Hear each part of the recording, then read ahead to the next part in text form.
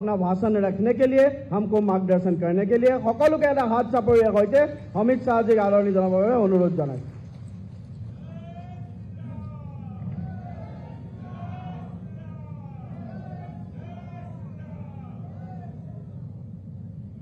आज के इस महत्वपूर्ण और भारतीय जनता पार्टी के सभी कार्यकर्ताओं के लिए आनंद के अवसर पर हम सबके बीच में उपस्थित भारतीय जनता पार्टी के यशस्वी राष्ट्रीय अध्यक्ष श्रीमान जेपी नड्डा जी, असम सरकार के लोकप्रिय मुख्यमंत्री डॉक्टर हेमंत बिस्वा शर्मा जी, असम के भूतपूर्व मुख्यमंत्री और केंद्र सरकार में आयुष और पोर्ट विभाग बहुत बड़े दो विभागों के मंत्री श्रीमान सर्बानंद सोनोवाल जी, पेट्रोलियम राज्य मंत्री रामेश्वर तेली जी, मुख्यमंत्री त्रिपुरा डॉक्टर माणिक शाह जी, हमारे प्रदेश अध्यक्ष, खड़े हो जाइए अध्यक्ष जी,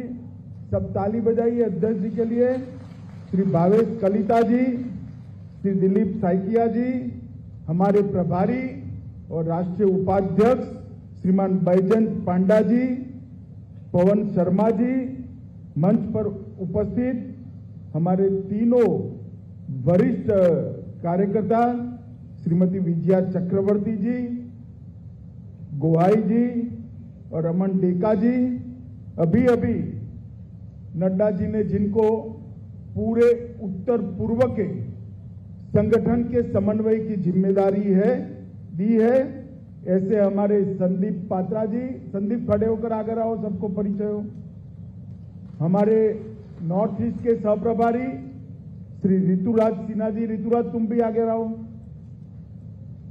ऋतुराज सिन्हा जी, हमारे संगठन मंत्री फणींद्र नाथ जी, जिन्होंने कार्यालय का भूमि पूजन हुआ तब संगठन मंत्री थे, ऐसे अजय जामवाल जी, भारतीय जनता पार्टी के मंच पर उपस्थित वरिष्ठ आसाम के सभी मेरे कार्यकर्ता बंधु भगिनी को प्रणाम करता हूं और उपस्थित भाइयों और बहनों, मुझे कोई लंबी बात करनी नहीं है, अध्यक्ष जी का भाषण है, मगर मैं आज यहां गृह मंत्री के नाते नहीं आया, मैं यहां भारतीय जनता पार्टी के कार्यकर्ता के नाते यहां पर आप सबके बीच में, क्योंकि आसाम की महान भूमि जो कामाख्या की भूमि है, शंकरदेव माधवदेव की भूमि है, उस भूमि को कई साल तक कांग्रेस ने विघटन की भूमि, आतंकवाद की भूमि, हड़तालों की भूमि, आंदोलनों की भूमि बनाया था और पूरे देश भर को चिंता थी, आसाम की जनता को भी चिंता थी, समग्र उत्तर पूर्व को चिंता थी कि देश का ये हिस्सा अगर मुख्य धारा से कटता है तो क्या होगा।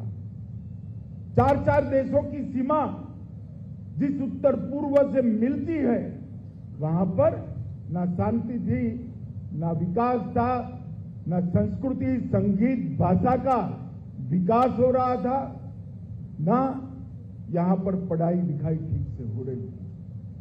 मुझे आज बहुत आनंद और हर्ष है, 2014 से लेकर 2022 के अल्पकाल के अंदर आज पूरा नॉर्थ ईस्ट और हमारा आसाम विकास के रास्ते पर चल पड़ा है और मेरे जैसे कार्यकर्ता के लिए इस सौभाग्य का विषय है कि ये नॉर्थ ईस्ट का विकास और भाजपा का नॉर्थ ईस्ट में विकास दोनों समांतर चले। आज ये सब वरिष्ठ कार्यकर्ता यहां बैठे हैं, मैं भी यहां विद्यार्थी परिषद के कार्यक्रम में आया था, कल ही हेमंत जी को कहा, बहुत मार मारा था हमें हितेश्वर साइकिया ने और नारे लगाते थे, असम की गलियां सुनी है, इंदिरा गांधी खूनी है, बहुत पीटा था। उस वक्त कल्पना नहीं थी कि भारतीय जनता पार्टी कभी अपने बूते पर असम के अंदर दो बार सरकार बनाकर यहां विकास का रास्ता प्रशस्त करेगा। और आप देखिए साहब, मैं भूमि पूजन करने आया था, सर्वदा के कान में कहा था, सर्वदा भूमि पूजन तो करा रहे हो, ये पूरा होगा क्या? क्योंकि हेमंत जी ने बहुत महत्वाकांक्षी प्रोजेक्ट लिया था, 6 मंजिले का मकान, वो भी असम के अंदर, नॉर्थ ईस्ट का अलग कार्यालय। फिर भी मैंने तो भाई ईश्वर प्रार्थना कर भूमि पूजन किया था। आज मुझे बहुत हर्ष है कि आज वो 6 मंजिले का इमारत यहां खड़ा है।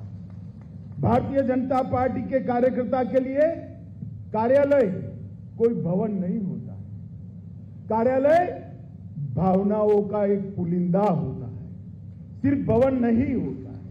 यहां कार्य का आलय होता है, यहां कार्य का रेखांकन होता है, और यहीं पर भारतीय जनता पार्टी असम और पूरे नॉर्थ ईस्ट के विकास की योजनाएं बनती है। भारतीय जनता पार्टी का कार्यालय और कोई पार्टी के लिए ईंट चूना पत्थर से बना हुआ मकान हो सकता है, भारतीय जनता पार्टी के कार्यकर्ताओं के लिए ये मंदिर से कम नहीं होता है। मित्रों, आज ये भव्य कार्यकर्ताओं के मंदिर को यहां देखकर मुझे मन में बहुत हर्ष हो रहा है। नड्डा जी यहां बैठे हैं। आज देश में हर जिले में कार्यालय बनाने की योजना और इसका क्रियान्वयन हो रहा है। मैं आंकड़ों में जाना नहीं चाहता, मगर इतना कह सकता हूं कि 2024 के पहले हमने जो तय किए हैं वो 90% से ज्यादा जिलों में जिला कार्यालय का निर्मिति पूरा हो जाएगा, जिसमें हमारा आसाम भी होगा। मित्रों, यहां पर भारतीय जनता पार्टी के विकास का इतिहास अद्भुत है, त्याग और बलिदानों से भरा हुआ।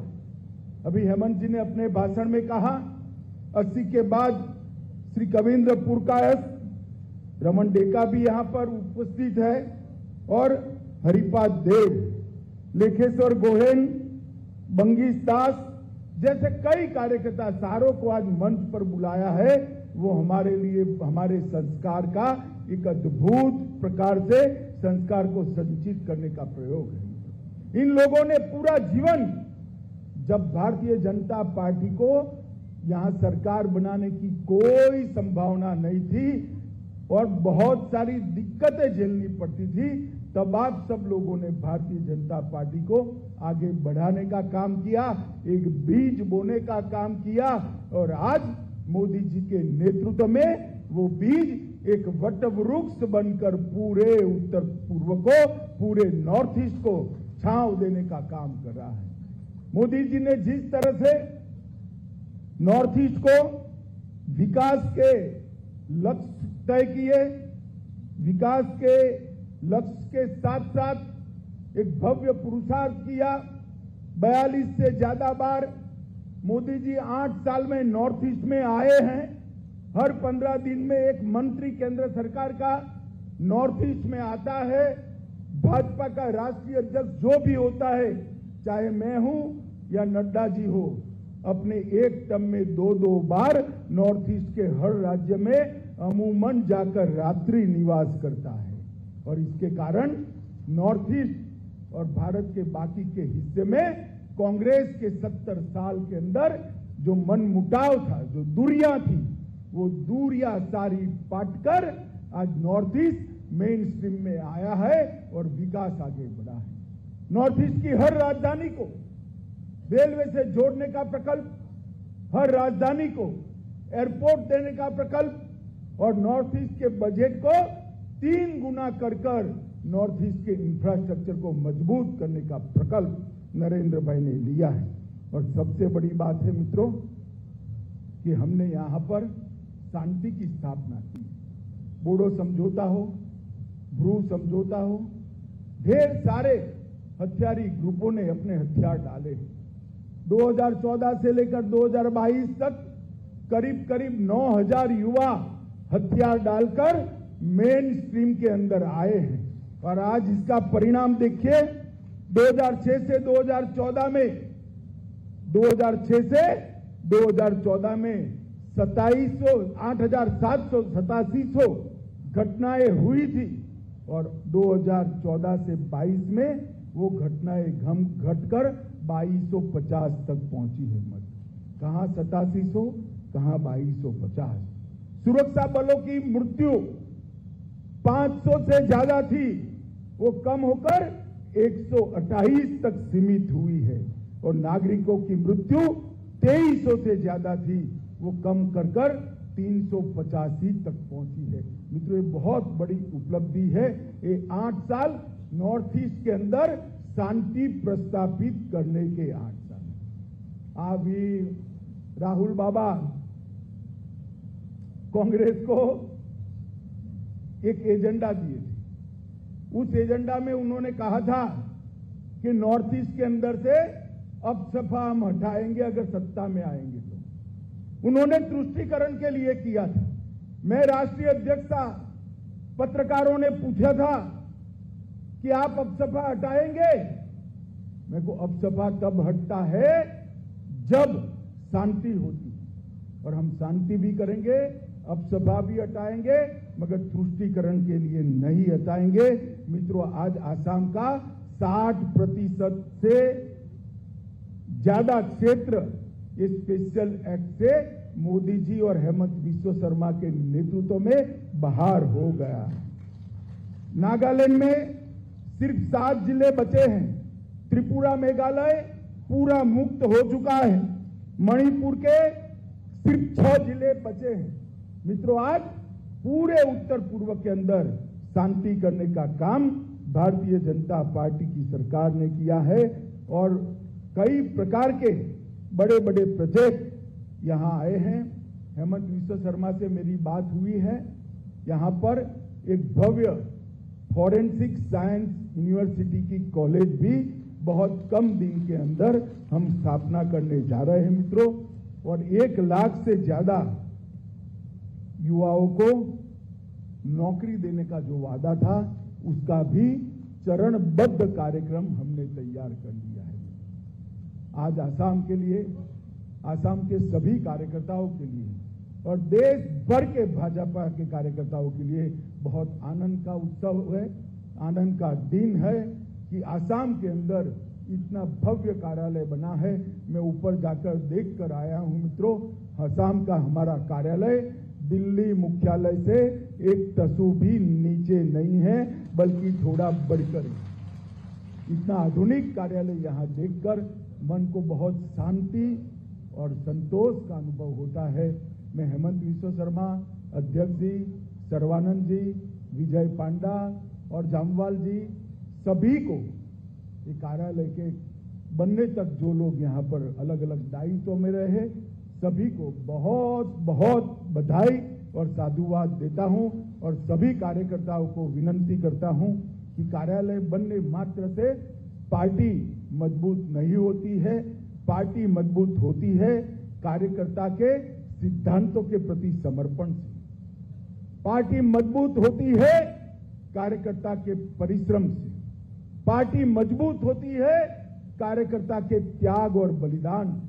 अगर सिद्धांतों के प्रति समर्थन, परिश्रम, त्याग और बलिदान हम कार्यकर्ता ये हमारे मंदिर में से प्रेरणा लेकर आज यहां से जाएंगे, तो उत्तर पूर्व में खलल पहुंचाने वाले कभी सफल नहीं होंगे, इसकी मुझे श्रद्धा है।